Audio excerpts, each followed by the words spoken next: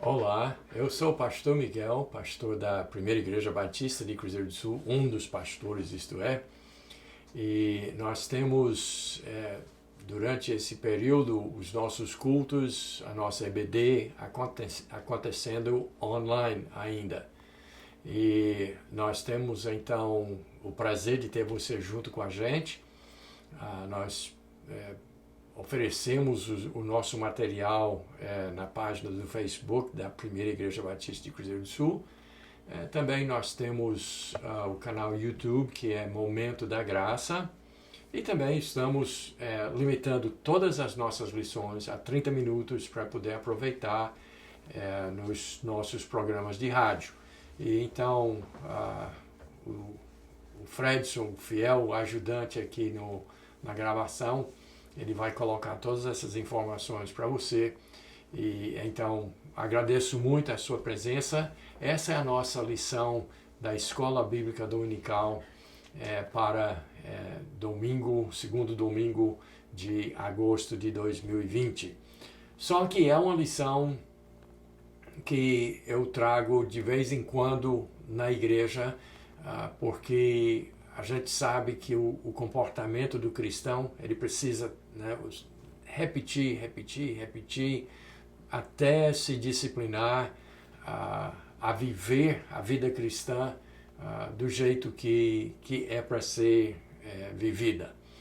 Mas então, tem coisas básicas que a gente precisa então voltar e relembrar, porque senão a gente às vezes sai numa tangente ou perde o foco, ou baixa a guarda, né? E acaba caindo em falhas e problemas, e daí então a gente tem que voltar para o básico. Me lembro ter ouvido um grande técnico daquele futebol americano, muitos anos atrás, que era um cara vencedor, e ele montou um time que vencia todo mundo, o tempo todo. E aí um belo dia, depois de uma série de vitórias seguidas, eles pegaram o time mais fraco da liga e perderam feio, parecia que eles nem sabiam jogar. Agora, claro que a gente sabe que eles sabiam jogar, mas naquele dia aconteceu alguma coisa que eles pareciam uns amadores, parecia que eles não sabiam jogar de jeito nenhum. Então, esse técnico era conhecido porque era assim, aquele cara de temperamento forte, autoritário, né, exigente. E então, quando eles foram para o vestiário depois do jogo, todo mundo cabisbaixo, chocado, não entendendo o que tinha acontecido, mas ele fez imediatamente uma reunião com o time, e aí ele pegou na sua mão uma bola e disse: pessoal, isso aqui é uma bola. Aí, o que ele queria dizer com isso? Nós temos que voltar para os fundamentos. Nós temos que voltar para o básico. Vocês pareciam, estavam no campo, mas pareciam nem saber o que era uma bola. Então vamos começar pelo mais simples. Então essa lição de hoje é sobre pensamentos, palavras e ações. Então grava bem, se você é membro da igreja, ainda não pegou essa lição, então faz as suas anotações, mas vamos falar sobre essas três coisas: pensamentos, palavras e ações. A nossa tendência como seres humanos é concentrar nos efeitos causados por ações. E todo mundo está cansado de ouvir, né, falar que toda ação tem uma reação, ou causa uma reação. E, de fato, as ações são chocantes. Até posso dizer que por que que muitos cristãos e muitas igrejas são legalistas? Porque eles acham que aquilo que é visível, aquilo que é palpável, é mais importante do que aquilo que vem antes. E então eles acham que proibindo certos tipos de roupa, certos atos, certas ações que geraria santidade e espiritualidade, e o que não é verdade. Mas a gente reconhece que é muito mais fácil falar sobre, digamos, não matarás ou não adulterarás, do que falar sobre pensamentos, sobre aquilo que passa no coração e na cabeça do cristão.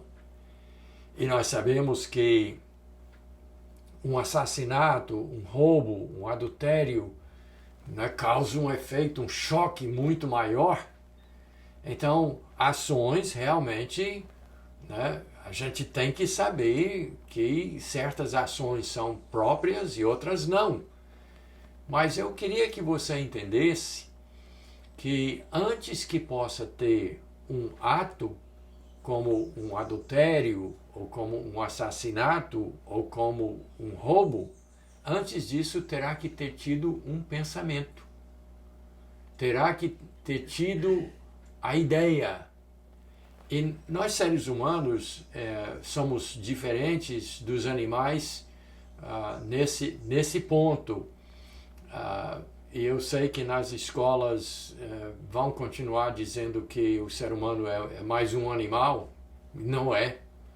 Nós não somos animais, nós somos humanos, feitos na imagem e semelhança de Deus, e, portanto, diferente dos animais que agem por instinto, não agem por pensamento, eles têm cérebro e tal, e têm os processos biológicos, fisiológicos, químicos e tudo mais, que nós também temos, mas eles não raciocinam.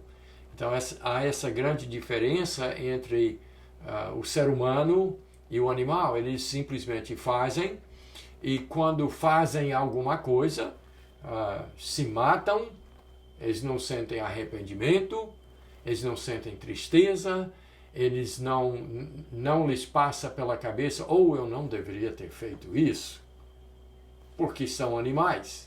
Mas o ser humano não é.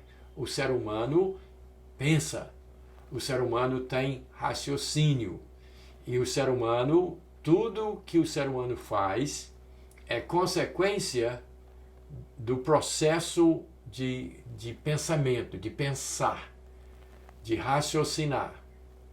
E aí você poderá me dizer, não, mas eu já fiz muitas coisas que eu fiz sem pensar. Não é. Eu sei que às vezes nós reagimos a certas situações e a gente não precisa fazer um planejamento para o que nós vamos fazer. Digamos, vamos usar um exemplo de uma coisa boa. Quando um filho nosso cai na água e corre perigo de morrer afogado, a gente pensa. Não, a gente age. A gente já entra em ação. E não é por instinto. É por um processo mental. Mas só que o tempo exigido, a gente não precisa ficar lá na beira pensando, eu entro por aqui, eu entro por ali, fazendo um planejamento, como é que eu vou salvar o meu filho? Não existe isso, a gente age. Mas mesmo assim, houve, mesmo que tenha sido muito rápido, mas houve um processo mental, houve pensamento. Então eu quero enfatizar essa parte, que tudo no ser humano começa com o pensamento. Aí dos pensamentos pode sair palavras e pode sair ações, mas tudo começa com o pensamento. Jesus Cristo, inclusive, deixou isso muito claro, esse princípio, ele disse que a boca fala do que o coração está cheio. Quer dizer, as palavras que saem da nossa boca são resultados de pensamentos. E, novamente, os animais não falam, só nós falamos. E as palavras são consequências do pensamento. Então, Jesus Cristo entendia bem, porque ele nos fez, ele é o Criador. Então, ele sabe que no ser humano, diferente dos animais, aquilo que o ser humano fala e aquilo que o ser humano faz, palavras e ações, é resultado de pensamentos. Vem da mente ou, como disse Jesus Cristo, do coração. Então, isso é fato. Agora, eu quero, antes do nosso texto base para essa lição, eu quero falar uma coisa que eu acho que seria útil para todo mundo, mesmo para aqueles que não são cristãos, porque essa lição essencialmente tem que ser para cristãos, e quando a gente lê o texto você vai saber por quê. Mas é muito comum a gente ouvir, principalmente político, dizer assim: se as minhas palavras ofenderam alguém, eu peço perdão. Se as minhas palavras ofenderam... Ora, se nós estamos tendo a discussão, é porque alguém foi ofendido pelas suas palavras. Deixe de ser hipócrita. Diga logo: eu ofendi você com as minhas palavras e eu estou arrependido, me perdoe. Mas essa coisa de se... Inclusive na nossa igreja é uma coisa, a nossa igreja pratica disciplina ainda. Eu sei que muitas igrejas abandonaram isso há muito tempo, mas na primeira igreja batista nós ainda praticamos a disciplina. E então, quando a pessoa comete um pecado público, notório, e precisa vir pedir perdão diante da igreja, uma das coisas que nós deixamos muito claro, que a pessoa tem que dizer o que fez. A pessoa tem que confessar o que fez. E aí a igreja tem o poder e o dever de perdoar a pessoa infinitamente, como Jesus Cristo ensinou. E para isso, então, para você entender o que é que eu estou falando, no início do meu pastorado na primeira igreja batista, uma moça da igreja cometeu adultério, com o patrão dela, cometeu adultério com um homem casado, e daí então foi chamada, foi explicado que isso aí não era próprio, que ela precisava abandonar isso. E quando então ela veio diante da igreja, ela disse assim: se eu pequei, me perdoe. Eu digo: pode sentar. Pode sentar que você não está arrependida. Se pequei, você não sabe se pecou? Cometeu adultério? Não sabe se pecou? Se pequei, me perdoem. Então, o ser humano, nesse sentido, precisa ser muito claro que aquilo que nós fazemos porque nós pensamos, falamos e agimos. E isso tudo resultado de sermos seres morais, criados na imagem e semelhança de Deus. Agora, só uma ressalva. Eu sei que existem, sim, os casos onde nós ofendemos de uma forma não intencional. Então, isso fica muito claro vendo o comportamento dos nossos filhos. Então, vamos dizer, estão duas crianças brincando e, sem querer, um pisa no pé do outro. E o outro começa a chorar e o pai ou a mãe vai lá e diz: peça perdão ao seu coleguinha. E aí o menino diz: mas eu não fiz por querer, eu não quis machucar. Não importa, machucou. Não foi intencional. Então existe isso.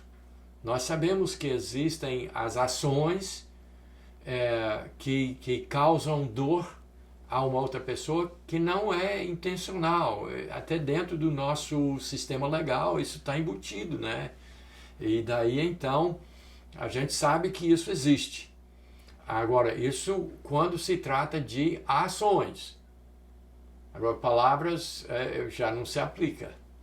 Porque quando a gente fala uma coisa, a gente pode não ter tido domínio da língua e falou e não quis, diz que não quis ofender, mas foi pensado e então foi intencional, sim. Agora, novamente, mesmo na questão palavras, existe a situação onde nós falamos de uma maneira e talvez a pessoa interpretou de outra. Então a gente sabe que também existe essa situação e nós podemos ofender com palavras mesmo que a gente não quisesse, mas tudo é resultado de um processo que começa, e é isso, essa parte intencional, tudo começa aqui e aqui. Muito bem, agora vamos para a Bíblia. Vamos para Colossenses, capítulo 3, e eu vou ler para vocês os versos 1 a 4. Diz assim a palavra de Deus. Portanto, se fostes ressuscitados juntamente com Cristo, buscai as coisas lá do alto, onde Cristo vive, assentado à direita de Deus. Pensai nas coisas lá do alto, não nas que são aqui da terra, porque morrestes e a vossa vida está oculta juntamente com Cristo em Deus. Quando Cristo, que é a vossa vida, se manifestar, então vós também sereis manifestados com Ele em glória. Colossenses capítulo 3, versos 1 a 4. É evidente que nós vamos estar concentrando nessa parte sobre buscar e pensar nas coisas lá do alto e não das que são aqui da terra. E ele então, o apóstolo Paulo, que é o escritor, que escreveu isso para a igreja em Colosse, então o apóstolo Paulo disse, se, ele dá uma condição, se fostes ressuscitados juntamente com Cristo.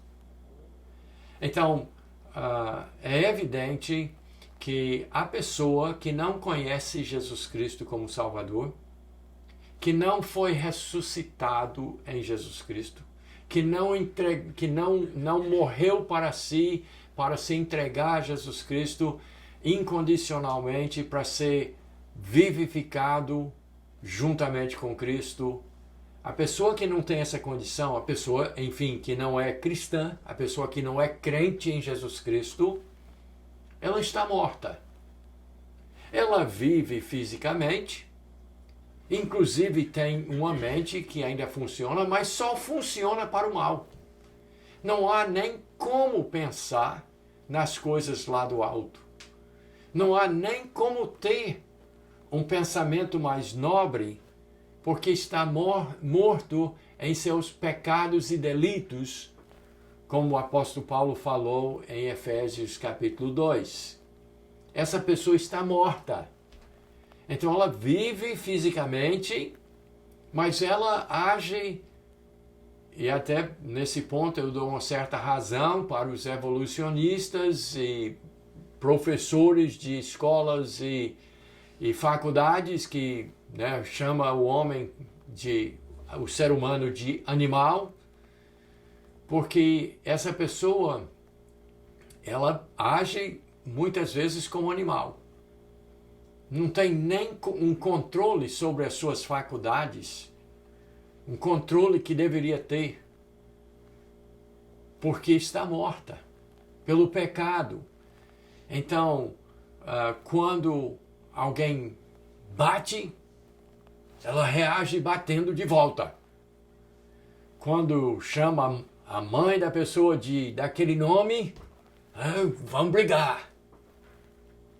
Reage assim na carne, como um animal, como um bicho. Mas Paulo disse que se você foi ressuscitado juntamente com Cristo, você é diferente.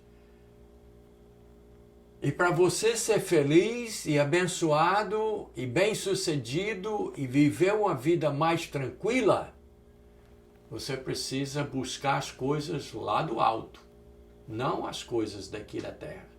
Você precisa buscar a sua felicidade, a sua direção, o seu molde, o seu padrão de vida, onde Cristo vive assentado à direita de Deus. E no segundo verso ele diz claramente: pensai nas coisas lá do alto, não nas que são aqui da terra. A sua mente deve estar em outro plano. E não é por uma coisa zen, não é por uma coisa esotérica, não é por uma meditação oriental ou alguma coisa assim. Não é nada de budismo ou outras coisas. É simplesmente que você foi transformado, você entregou a sua vida a Jesus Cristo para Ele lhe salvar do pecado, da morte, da condenação, Ele dá nova vida. E até dentro desse livro que nós acabamos de ler, e também no livro de Filipenses e também no livro de Efésios, o apóstolo Paulo faz um apelo para a gente, né, tirar a roupa do velho homem e vestir o novo homem. Nós somos novas criaturas em Jesus Cristo, ele falou aos Coríntios. E daí então, a nossa vida está como? O que ele diz? Como é que ele fala? Morrestes e a vossa vida está oculta juntamente com Cristo em Deus. E aí no último verso, no verso 4 que nós lemos, diz assim: quando Cristo, que é a vossa vida, nós passamos a ter uma nova vida, se manifestar. Quando Cristo se manifestar, então vós também sereis manifestados com Ele em glória. E não é só o Paulo que fala isso. João também falou em 1 João, capítulo 3, verso 2, diz quase a mesma coisa. Amados, agora somos filhos de Deus. Nós não nascemos filhos de Deus, mas agora somos filhos de Deus e ainda não se manifestou o que havemos de ser. Sabemos que quando Ele se manifestar, seremos semelhantes a Ele, porque havemos de vê-lo como Ele é. Então, quando Cristo voltar, e Ele vai voltar, para buscar o seu povo, que é um povo que é vivo em Cristo. A vida velha passou, nós temos que ser diferentes, temos que mudar. E a mudança começou no coração, quando Ele nos revivificou, quando Ele nos regenerou, e nós devemos pensar nas coisas lá do alto. Então, o pensamento é a chave da coisa quando se trata das três coisas que nós estamos falando: pensamento, palavras e ações. Aquilo em que você pensa, a maneira que você pensa, vai afetar, vai produzir um efeito direto nas suas palavras e nas suas ações. Então, deixa eu lhe dar um segredinho da maneira que eu oro, todos os dias e muitas vezes durante o dia. A minha esposa sabe disso, porque nos nossos devocionais eu falo isso, quando nós estamos orando juntos, eu falo isso sempre, todos os dias. Senhor, guia hoje os meus pensamentos, minhas palavras e minhas ações. Eu não fico só, eu não peço só para Ele, né, proteger a minha boca. E até mesmo em Efésios, aqui em Colossenses, o apóstolo Paulo foi muito claro. Ele disse: não saia da vossa boca nenhuma palavra torpe, nenhuma conversação vã. Não saia da sua boca. Mas se sair, é porque aconteceu o que antes?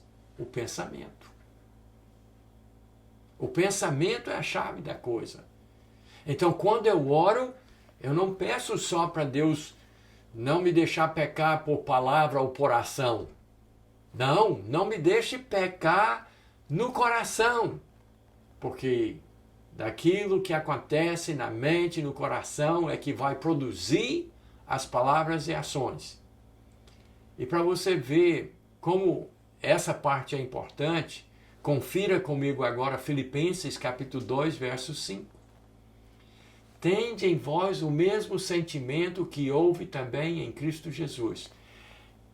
Essa palavra sentimento é a mesma palavra pensamento, na linguagem original, pensamento. Então ele diz, tende em vós o mesmo sentimento que houve também em Cristo Jesus. Então qual é a minha meta? Para eu não ofender você com palavras e com ações que podem machucar você, eu preciso pensar como Cristo pensa. Preciso pensar nas coisas lá do alto, onde Cristo vive, como diz o nosso texto original. Eu preciso, o meu processo mental precisa ser o processo mental de Cristo. Ou seja, eu preciso imitar Jesus Cristo. Para isso eu preciso estar na palavra, onde eu tenho a revelação de como Cristo pensa. Se eu quero pensar como ele pensa, se eu quero ter o mesmo sentimento que houve e há ainda em Cristo Jesus, eu preciso estar na palavra. Por que muitos crentes falam coisas que não deveriam falar e fazem coisas que não deveriam? Porque eles não pensam como Cristo pensa. E por que eles não pensam assim? Porque eles não estão na mente de Cristo, que é a palavra de Deus.